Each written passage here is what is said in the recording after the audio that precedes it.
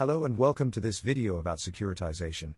This is the follow-up video of securitization, overview, rationale and basic types that you have probably watched in the first place. Therefore, since you are most probably familiar with the rationale and the basic types, we will focus in this video on the process of securitization in more detail. Furthermore, we will take a brief look at the implications of securitizations in the Great Financial Crisis in the years up to 2007 and 2008. Alright then, let's get started. In general, securitization involves the following steps. First, the selection of assets. The originator selects a pool of illiquid assets, for example, mortgage loans, whereas the borrowers of the mortgage loans represent the customers of the bank. These loans are packaged in accordance with their categorization in terms of maturity or the respective risk profile.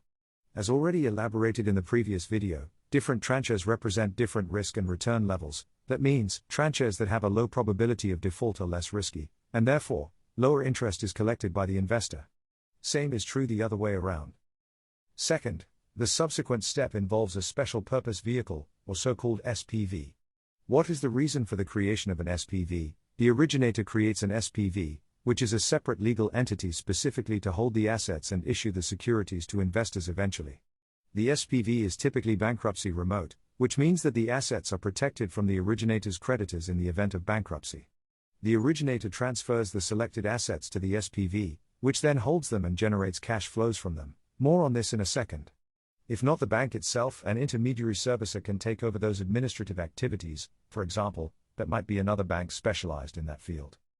Third, issuance of securities. The SPV issues securities backed by the cash flows generated by the underlying assets. These securities are typically divided into different classes, known as the already mentioned tranches, each with different risk profiles and returns. The assessment with respect to solvency and default characteristics is performed by rating agencies. Investors purchase these securities, providing funds to the SPV. Fourth, payment of interest and principal. The cash flows generated by the underlying assets are used to pay interest and principal to the investors in the different tranches. The credit risk associated with the underlying assets is thus distributed among the different tranches, with the highest risk tranches absorbing losses first in the event of default. The bank, respectively, the originator or the third-party servicer oversees the servicing of the assets. That means managing the underlying assets, collecting payments from borrowers and processing delinquencies and defaults. Let's move on and discuss securitization from a more practical perspective. Securitization played a significant role in the 2008 global financial crisis. Here are some of the ways securitization contributed to the crisis. First, subprime mortgage securitization. A main driver of the crisis was the securitization of subprime mortgages. Lenders originated mortgages to borrowers with poor credit, then bundled those mortgages into mortgage-backed securities, or MBS, and sold them to investors. When the housing market collapsed and many of these borrowers defaulted on their mortgages, the value of the MBS plummeted, causing significant losses for investors and financial institutions that held those securities. Next, complex securitization structures. Many securitization transactions involved complex structures, such as collateralized debt obligations, CDOs, and structured investment vehicles, SIVs, which made it difficult for investors to understand the risks involved. When the underlying assets in these structures began to default, the impact was felt throughout the financial system, leading to a liquidity crisis and widespread failures of financial institutions.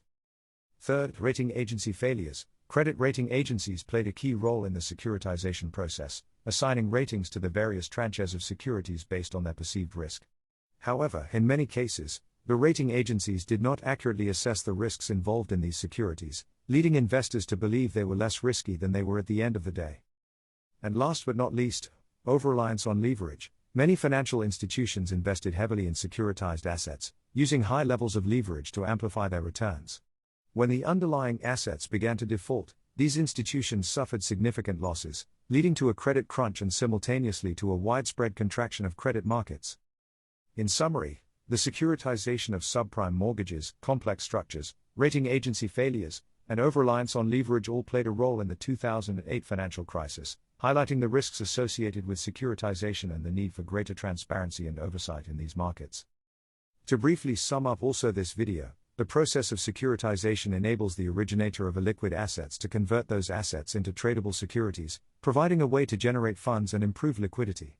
However, securitization also involves complex legal and financial arrangements and is supposed to be subject to regulatory or statutory oversight. Thank you for your attention and keep in touch.